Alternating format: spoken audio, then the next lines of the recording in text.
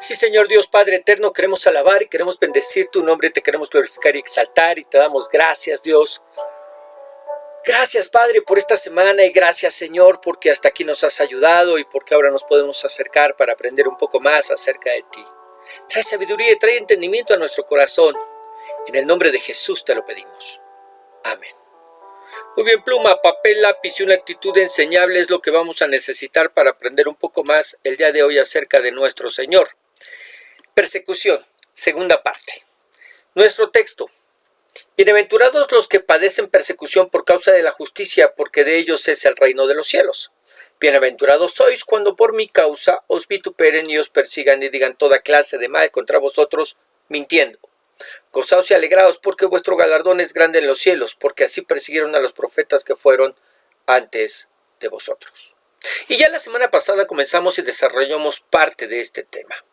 Es el final de nuestra serie de las bienaventuranzas, y el día de hoy hablaremos de los que padecen persecución, segunda parte.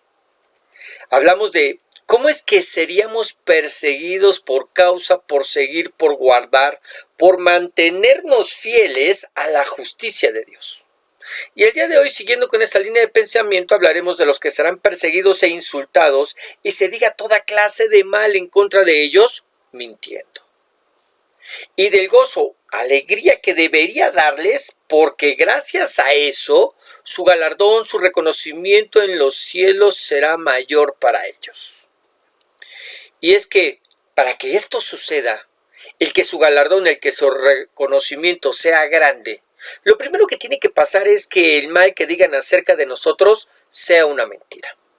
Si dicen de ti que eres cristiano, un verdadero hijo de Dios, que cómo es posible que lo seas porque te emborrachas, te drogas, mientes, estafas, engañas, adulteras, fornicas, golpeas a tus hijos y maltratas a tu mujer. Y se inventan muchas cosas más.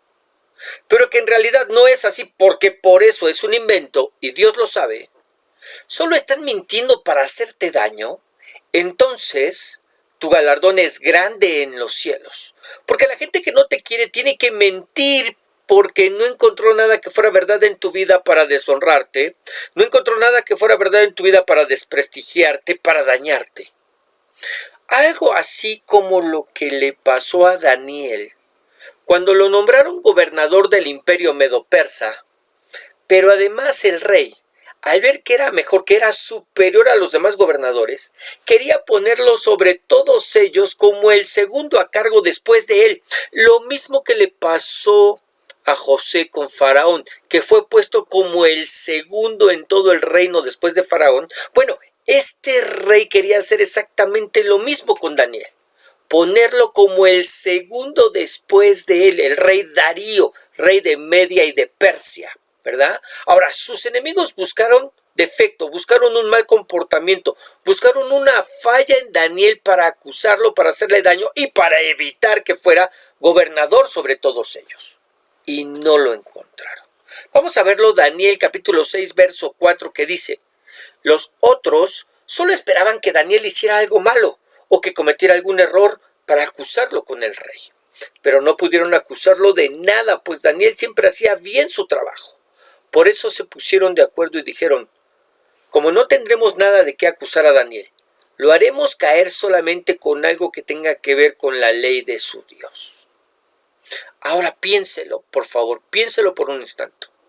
Más de 120 personas buscando y esperando que Daniel hiciera algo mal para acusarle y que lo corrieran del trabajo que tenía. Digo más de 120 porque eran 120 sátrapas y 3 gobernadores, dentro de los cuales estaba Daniel. Es decir, 122 personas, cuando menos, que estaban buscando acusarle para que lo corrieran del trabajo. Y no encontraron nada. No encontraron nada en lo que hacía en el presente, pero tampoco encontraron nada que haya hecho mal en el pasado. Eso es a lo que llamamos llevar una vida intachable. Ellos, los sátrapas y gobernadores, hicieron lo que el día de hoy hacen los políticos para desprestigiar y atacar a sus opositores. Buscan toda la basura que les puedan achacar en el pasado, buscan lo malo que hacen en el presente y si no encuentran nada, se inventan una. Estos sátrapas eso fue lo que hicieron. Se inventaron una ley para perjudicar a Daniel. Bueno, pero conocemos la historia. Daniel fue echado al foso de los leones con toda la intención de matarlo, deshacerse de él. Muerto el perro se acaba la rabia. Pero Dios envió a su ángel para que le cerrara el hocico, le cerrara la boca a los leones y no dañaran a su siervo. Sin embargo, no pasó lo mismo con los que acusaron a Daniel. Daniel capítulo 6, verso 24 nos habla acerca de la suerte, entre comillas, que corrieron. Fíjate bien, Daniel 6, 24. Y dio orden el rey, y fueron traídos aquellos hombres que habían acusado a Daniel y fueron echados en el foso de los leones, ellos, sus hijos y sus mujeres. Y aún no habían llegado al fondo del foso cuando los leones se apoderaron de ellos y quebraron todos sus huesos. Mostrándonos una vez más la Escritura cómo es que el Señor tiene cuidado de nosotros. Pero también mostrándonos cómo es que por causa de la justicia es que somos perseguidos. La vida de Daniel era intachable porque se regía bajo la justicia de Dios y no la de los hombres.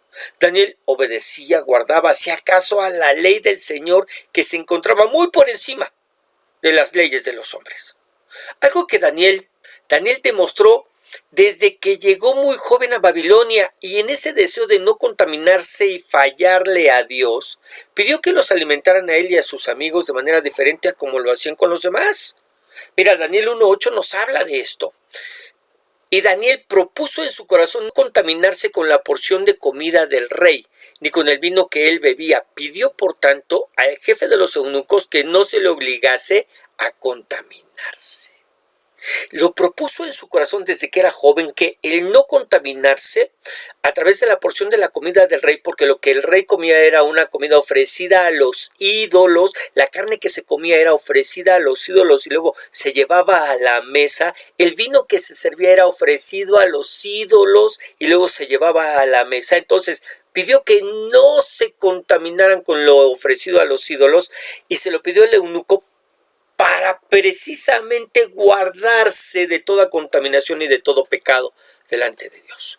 Porque así nos lo dice. Propuso en su corazón no hacer nada que fuera en contra de la ley de su Dios y lo contaminara, lo ensuciara, lo hiciera pecar en contra de su Señor. Y gracias a eso prosperó y fue perseguido por los sátrapas y gobernadores. Ahora, yo te pregunto, ¿qué pasaría si te hicieran lo mismo? Si tus enemigos revisaran tu vida, cómo tratas a tu esposa e hijos, cómo trabajas, cómo conduces el auto, cómo te comportas con tus compañeros y amigos, cómo hablas, en qué aprovechas o desperdicias tu tiempo, cómo gastas tus recursos, ¿qué encontrarían? ¿Hallarían de qué acusarte? Precisamente de eso nos habla este pasaje. Nos dice, bienaventurados sois, verso 11, bienaventurados sois cuando por mi causa os vituperen y os persigan y digan toda clase de mal contra vosotros, mintiendo. ¿Verdad? Hablen, digan toda clase de mal en contra de nosotros, nos insulten, nos vituperen, nos persigan, digan toda clase de mal en contra de nosotros y todo lo hagan mintiendo porque no encontraron absolutamente nada de qué acusarnos. Mentiras, son todas mentiras, ¿verdad? Porque ahora piensa, ¿qué pasaría si lo que dicen de ti es verdad? Piénsalo. De verdad debemos dar gracias a Dios que ahora vivimos en un tiempo en el que es su gracia la que nos sustenta y su misericordia con la que somos tratados. Porque de lo contrario podría pasarnos lo que les pasó a los hijos de Elí. Mira, la Biblia nos habla de los hijos de un sumo sacerdote que no se comportaban a la altura del llamado sacerdotal que Dios les había hecho, y por el contrario, lo que se hablaba de ellos no solamente era malo, sino que era verdad. Primera de Samuel capítulo 2 verso 22. Primera de Samuel capítulo 2 verso 22.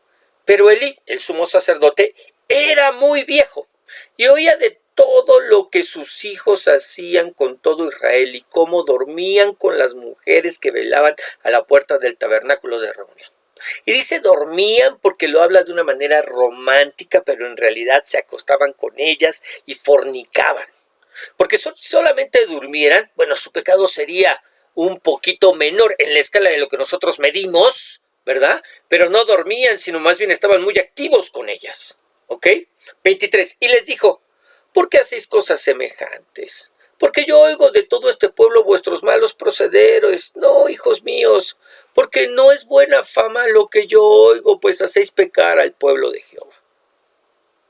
Aquí la reprensión que hace Elí, porque aunque no lo cree, esta es una reprensión. No me suena la reprensión de un padre hacia un hijo, sino más bien me suena la reprensión de un abuelo hacia el nieto. Porque los abuelos no están para corregir y disciplinar, sino para consentir. ¿Y qué es lo que en realidad eran los hijos de Elí para Elí? Eran unos consentidos. Consentidos de papá, y papá era incapaz de disciplinar y hablar de manera fuerte a la vida de sus hijos. Ahora, ¿cuál era el problema de los hijos de Elí? Que lo que el pueblo decía no lo hacía mintiendo, sino que lo que decían de ellos era verdad y pecaban. Quizás ellos creían que por ser hijos del sumo sacerdote, pues no les pasaría nada. Quizás creían que al no salir fuego de delante de la presencia de Dios y consumirlos, aun cuando pecaban a las puertas del tabernáculo de reunión que representaba la presencia de Dios, Dios no solo no les haría nada, sino que hasta hubieran podido pensar en ese piensa chueco que a veces tenemos, que estaban en cierta manera Dios de acuerdo con lo que hacían. Como lo hace tanta gente, de verdad, tanta gente hoy en día que peca, y como las consecuencias de su pecado no son inmediatas, llegan a creer que Dios está de acuerdo con lo que están haciendo, porque según ellos, si así no fuera, ya los hubiera detenido o castigado. Bueno, estos quizás creían que lo que les pasó a otros que también pecaron y fueron consumidos, pues finalmente no les pasaría a ellos, tentando al Señor. Mire, en realidad no lo sabemos, pero lo que sí sabemos es que hacían mal, y lo que el pueblo hablaba de ellos no eran mentiras. ¿Qué hizo Dios? Bueno, Dios envió a un profeta que le hablara a Elí, al padre de ellos, sobre lo que les pasaría a sus hijos. Es decir, que le anunciaran a Elí que sus hijos, por causa de su pecado, morirían. Porque desobedecieron a la ley, porque desobedecieron a los mandamientos del Señor y tuvieron en poco el llamado que les había hecho. Mira, esto está en 1 Samuel capítulo 2, verso 30. Y dice, yo les había prometido a tu familia y a tus antepasados que siempre serían mis sacerdotes. Estas son las palabras del profeta ya al sumo sacerdote. Pero ya no será así. Yo honro a los que me honran, pero desprecio a los que me desprecian. Viene el día en que toda tu familia perderá importancia, ninguno de tus hijos llegará viejo, los pocos que queden como sacerdotes te harán sufrir mucho y también morirán jóvenes. Y tú serás testigo del bien que haré a mi pueblo. No será así, no habrá más sacerdotes, dice, ninguno de tus hijos llegará a viejo, tengo dos, ninguno llegará a viejo, se van a morir. Dice, y también morirán jóvenes, también como ¿quién? Como tus hijos. Dios había determinado que los hijos de Elí murieran. Y se lo dijo por boca de este profeta que envió. Pero también lo hizo por boca de Samuel, que todavía era un niño, pero al que el Señor ya le hablaba. Recordemos que Samuel fue dejado por sus padres bajo la tutela de Elí para que le sirviera al Señor. Era muy joven y una noche escuchó que le llamaban. Creyendo que era Elí porque nunca había escuchado la voz de Dios, fue a verlo, pero no había sido él. Después de la tercera vez, Elí le dijo que cuando volviera a oír la voz que le llamaba, contestara desde donde estaba. Habla porque tu siervo oye. Y así fue como el Señor comenzó a hablarle. ¿Cuál fue el mensaje que le dieron a Samuel? ¿Cuál fue el mensaje que le dieron a Samuel? Muy bien. Primera de Samuel, capítulo 3, verso 11, que dice, y Jehová dijo a Samuel, he aquí yo haré una cosa en Israel que a quien la oyere le retiñirán ambos oídos, es decir, le zumbarán, le harán cosquillas. Aquel día yo cumpliré contra él y todas las cosas que he dicho sobre su casa, desde el principio hasta el fin. Y le mostraré que yo juzgaré su casa para siempre, por la iniquidad que él sabe, es decir, él no desconoce el pecado por el cual yo voy a juzgar a su casa, porque sus hijos han blasfemado a Dios y él no los ha estorbado. Es decir, Elí supo y no hizo nada para estorbar, no hizo nada para corregir lo que sus hijos hacían mal. Y como el Padre terrenal no los disciplinó, sería el Padre celestial el que lo haría. Algo que hasta el día de hoy practicamos cada vez que participamos de Santa Cena. ¿De qué hablas, pastor? Sí, donde nos examinamos a nosotros mismos y nos ponemos a cuentas con Dios para que no sea Dios quien lo haga y nos castigue. Donde dice, 1 Corintios 11:31, si pues nos examinásemos a nosotros mismos, no seríamos juzgados. Es decir, cada vez que nos examinamos a nosotros mismos, cada vez que al participar de Santa Cena hacemos ese acto de contrición, revisamos nuestras vidas y lo que está mal lo ponemos delante de la presencia de Dios, no lo ocultamos, sino que lo confesamos, nos arrepentimos y le pedimos perdón.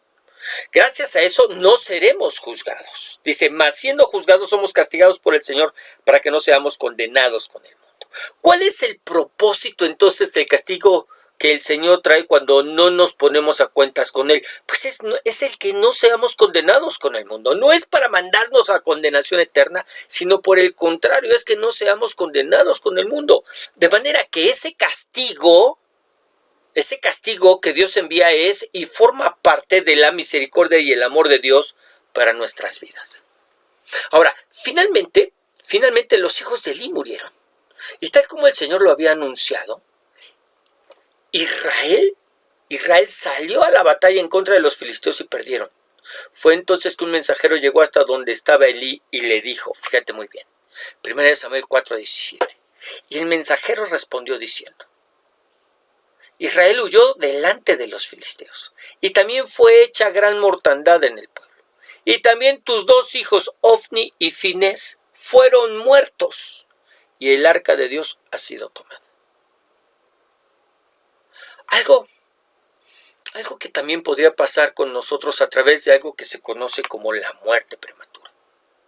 Donde gracias a nuestro mal comportamiento, a nuestro comportamiento de pecado, somos llevados a casa de manera temprana. Con el propósito de que no nos perdamos en un infierno de fuego como y con el mundo. Pues el que muere de manera prematura, siendo un hijo de Dios, va a la presencia de Dios de manera anticipada.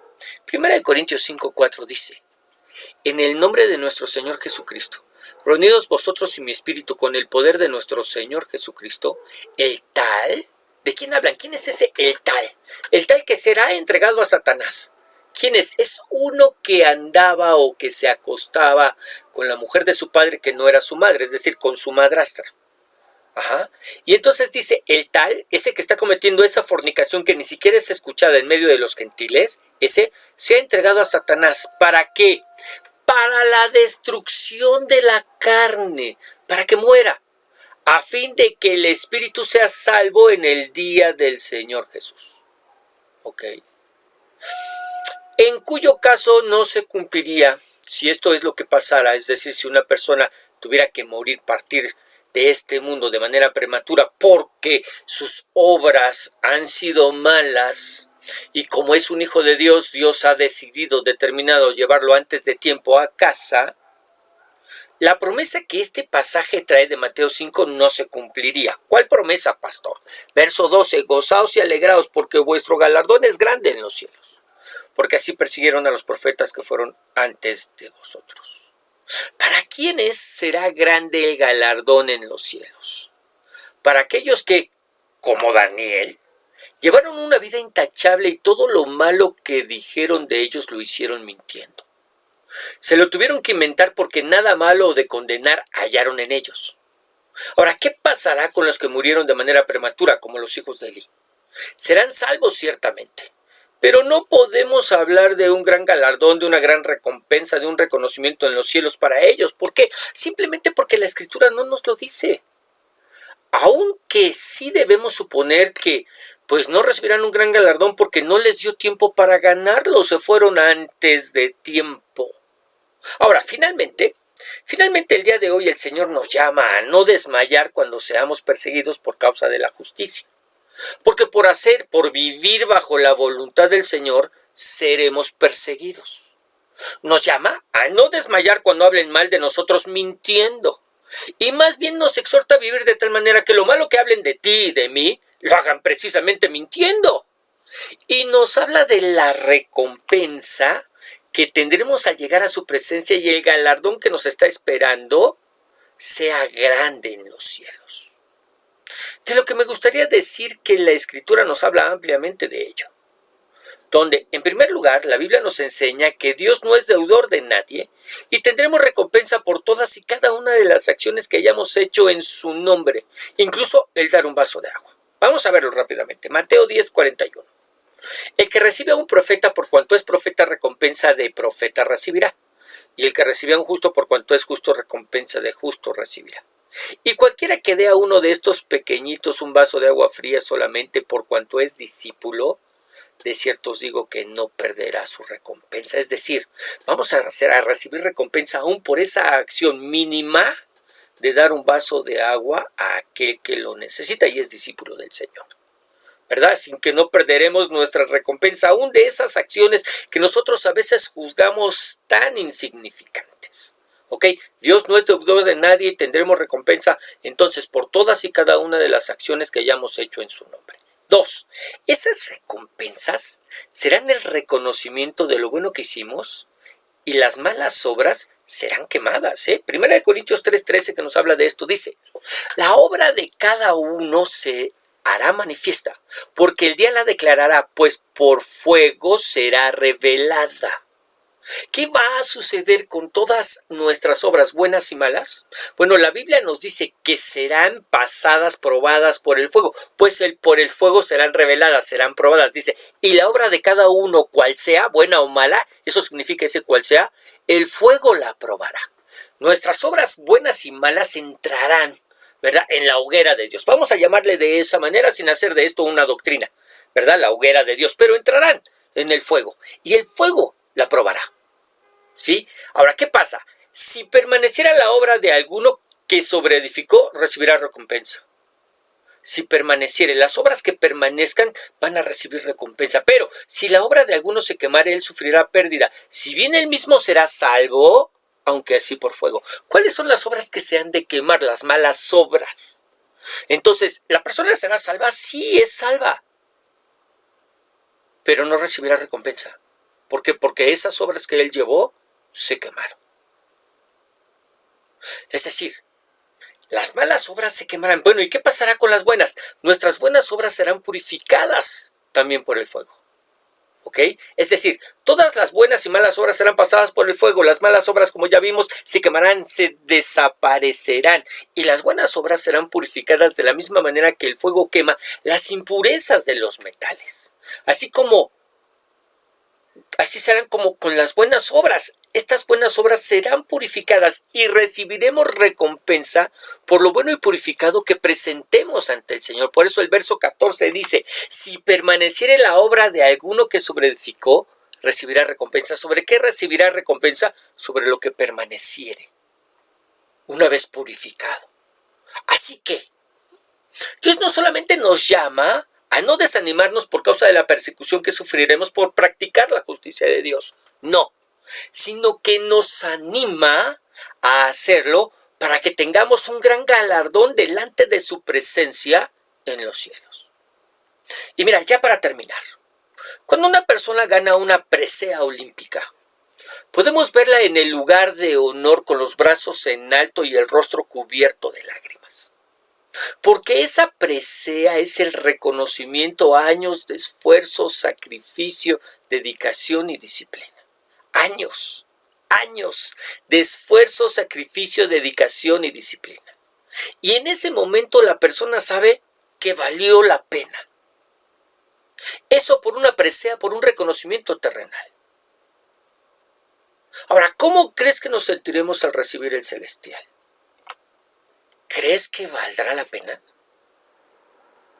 ¿Crees que valdrá la pena los años de esfuerzo, los años de sacrificio, los años de dedicación y disciplina al Señor?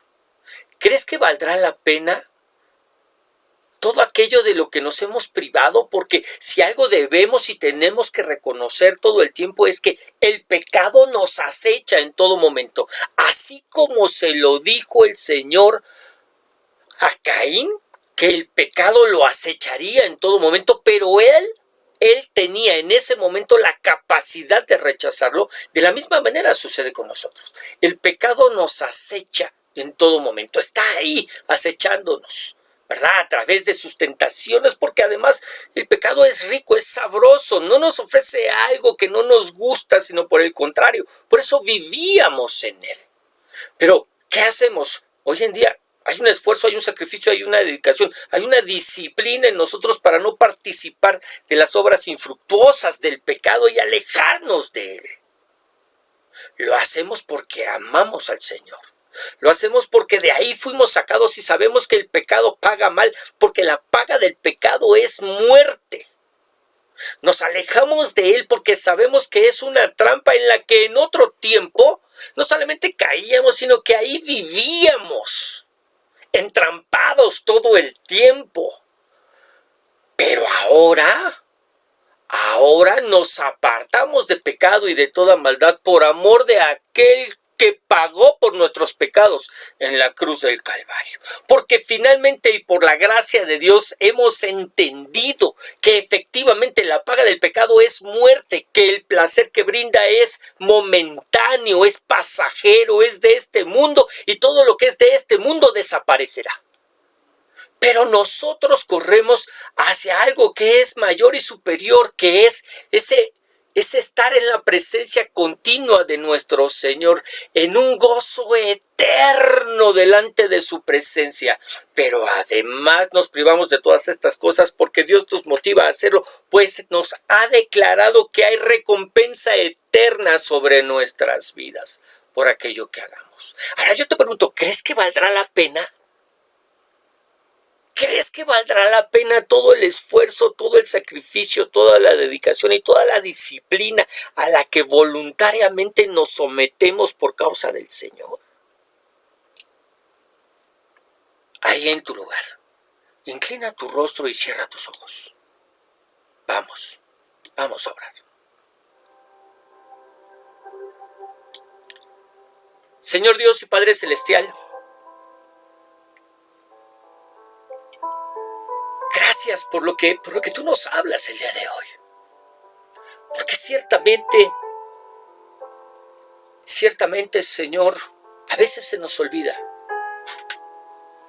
que el verdadero propósito y motivo de nuestro llamado es el que a través de nuestras vidas y el hacer tu voluntad podamos mostrarle a este mundo que tenemos un Dios de veras. Un Dios que es real. Un Dios que es tan real por el cual estamos dispuestos no solamente a dar nuestra vida en sacrificio, sino a vivir sacrificadamente para ti. Sí, absteniéndonos de todo aquello que no te agrada. Y no te agrada no porque seas egoísta, sino no te agrada porque nos hace daño finalmente. Dios, en el nombre de Jesús, que podamos vivir a la altura del llamado y que podamos entender, Señor, que si sufrimos persecución y si hablan mal de nosotros y lo hacen mintiendo es porque desean hacernos daño, pero no han encontrado verdaderos motivos para hacerlo, por eso se los tienen que inventar. Y que esto, Señor, es agradable delante de ti y esto hace que nuestra recompensa aún sea mayor. Dios, en el nombre de Jesús, que como Daniel podamos comportarnos de una manera intachable, podamos alejarnos de todo pecado y de toda maldad y podamos correr al supremo llamamiento que tú nos haces en Cristo Jesús. Y Dios, puestos los ojos en el autor y consumador de la fe, y Padre Celestial, tomando en cuenta que finalmente seremos recompensados. Te alabamos, te bendecimos, te honramos y te glorificamos.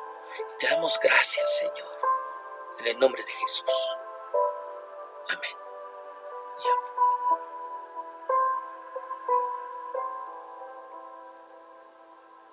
Muy bien, que el Señor te bendiga, que el Señor te guarde, que el Señor haga resplandecer su rostro sobre ti y te dé paz.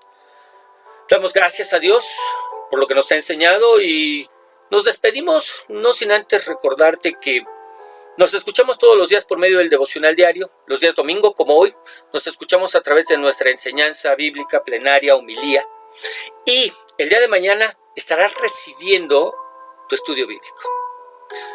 En verdad esperamos que el Señor bendiga tu vida y cumpla su eterno propósito a través de ella. Bendiciones.